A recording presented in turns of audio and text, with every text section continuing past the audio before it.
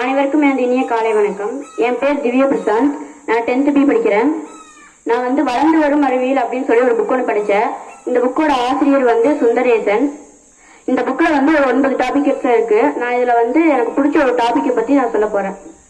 அழகு மூழ்கடித்த ஒளி விளக்கு அப்படிங்கிறது அந்த டாபிக்கோட பேரு. இந்த டாபிக்ல தாமஸ் ஆல்வா எடிசன் இவரை பற்றி நம்ம எல்லாருக்கும் நல்லாவே தெரியும். லைட் பல்பை கண்டுபிடிச்சது இவர் தான். இவர் சும்மா அந்த லைட் பல்ப் கண்டுபிடிக்கிறதுக்கு ரொம்பவே கஷ்டப்பட்டிருப்பாரு. அது எப்படி அவர் எந்த மாதிரி லைட் பல்ப் கண்டுபிடிச்சாரு, அவர் எப்படி இந்த யோசனையெல்லாம் வந்துச்சு அப்படிங்கிறத பற்றி நான் சொல்ல போறேன். தாமஸ் ஆல்வா எடிசன் அவரோட சின்ன வயசுலயே பாத்தீங்கன்னா நிறைய பொருட்கள்லாம் கண்டுபிடிக்கணும், அதாவது கண்டுபிடிச்சு வச்சிருக்க பொருள் எல்லாம் எடுத்து பார்த்து எப்படி இது கண்டுபிடிச்சாங்கன்னு சொல்லி சின்ன வயசுல ரொம்ப ஆர்வமா அதை பத்தி ஆராய்ச்சி பண்ணக்கூடிய ஒரு மனிதன். அவர் வளர்ந்ததுக்கு அப்புறம் எல்லாருமே நைட் டைம்ல அந்த காலத்துல வெளியே போக மாட்டாங்க. ஏன்னா அப்ப ஃபுல்லா இருட்டா தான் இருக்கும். லைட்ஸ் கிடையாது, டார்ச் லைட்ஸ் எதுவுமே கிடையாது. ஸோ அதனால யாரும் அவ்வளவா வெளியே போக மாட்டாங்க. இதனால தாமஸ் ஆல்வா எடிசன் இதுக்கு ஒரு ஆல்டர்னேட்டிவ் ஒன்று கண்டுபிடிக்கணும்னு நினைச்சாரு. அதான் நம்ம இப்போ யூஸ் பண்ணிட்டு இருக்கக்கூடிய டார்ச் லைட்ஸ் அந்த பல்ப்ஸ் எல்லாம் யூஸ் பண்ணிட்டு இருக்கிறது இல்லையா, அதெல்லாம் அவருக்கு கண்டுபிடிச்ச ஒரு ஐடியாஸ் தான் கண்டுபிடிச்சிருக்காங்க. இப்போ தாமஸ் ஆல்வா எடிசன் இந்த பல்பை கண்டுபிடிச்ச நம்ம மக்கள் எல்லாரும் நைட் டைம் நல்லா வெளியே போகணும், எல்லாரும் நல்லபடியா படிக்கணும். ஏன்னா லைட்ஸ் அந்த காலத்துல இல்லாதனால படிக்கிறதுக்கும் நிறைய பேர் கஷ்டப்பட்டு இருந்தாங்க.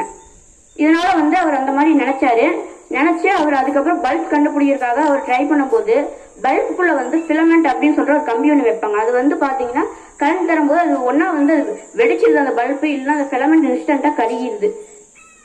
இதனால தாமஸ் ஆல்வா எடிசனுக்கு என்ன பண்றதுன்னு தெரியல.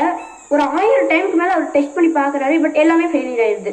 தாமஸ் ஆல்வா எடிசனை பார்த்த மக்கள் எல்லாம் தாமஸ் ஆல்வா எடிசனால ஒரு கண்டுபிடிக்க முடியாது அப்படின்னு சொல்லி சொன்னாங்க. இதை பார்த்து தாமஸ் ஆல்வா எடிசன் தன் மனசுல நினைச்சாரு, நான் 1000 சோதனை பண்ணிருக்கலாம், 1000மும் ஃபெயில் ஆயிருக்கலாம், பட் நான் 1000 வேலை செய்யாத வழிகளை நான் கண்டுபிடிச்சிருக்கேன், நான் அந்த தப்பை மறுபடியும் பண்ண மாட்டேன் அப்படின்னு சொல்லி மனசுல நினைச்சிட்டு அவர் போய் மறுபடியும் முயற்சி பண்ணி பாக்குறாரு. இந்த டைம் உள்ள வைக்கக்கூடிய ஃபிலமெண்ட் வேற எதுவும் வைக்கிறாரு, கார்பன் ஃபிலமெண்ட் இன்னொரு ஃபிலமெண்ட் வைக்கிறாரு. அது வைக்கும்போது பாத்தீங்கன்னா பல்ப் கரெக்டா சக்சஸ்ஃபுல்லா எரிஞ்சிருது. இப்ப தாமஸ் ஆல்வா எடிசன் இந்த பல்பை கண்டுபிடிக்கல அப்படின்னா இந்த காலத்துல இருக்கக்கூடிய நிறைய விஷயம் வந்திருக்காது. நைட்னா நம்ம எங்கேயும் வெளியே போயிருக்க மாட்டோம். அது மட்டும் இல்லாம நம்ம இப்போ அந்த மொபைல் அவர் டார்ச் லைட் கண்டுபிடிச்சதா, அதுல அந்த பல்ப்ஸ் கண்டுபிடிச்சதால தான் அதை வச்சுதான் நிறைய டார்ச் லைட் மேக் பண்ணிக்கிறாங்க.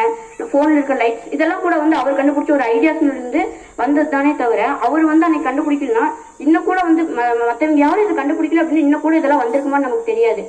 ஸோ தாமஸ் ஆல்வா எடிசன் அப்படிங்கிறவர் இது கண்டுபிடிக்காம இருந்திருந்தாருன்னா நம்ம உலகம் இன்னமும் பின்னால் தான் இருந்திருக்கும். தாமஸ் ஆல்வா எடிசன் இவ்வளவு பெரிய ஆளா எத்தனையோ வருஷத்துக்கு முன்னாடி அவர் பல்ப்ஸ் கண்டுபிடிச்சாரு. பட் இன்னைக்கும் நம்ம அவரை பத்தி பேசிட்டு இருக்கோம். இதுக்கான காரணம் ஒரு விடாமுயற்சியோட தான் கஷ்டப்பட்டு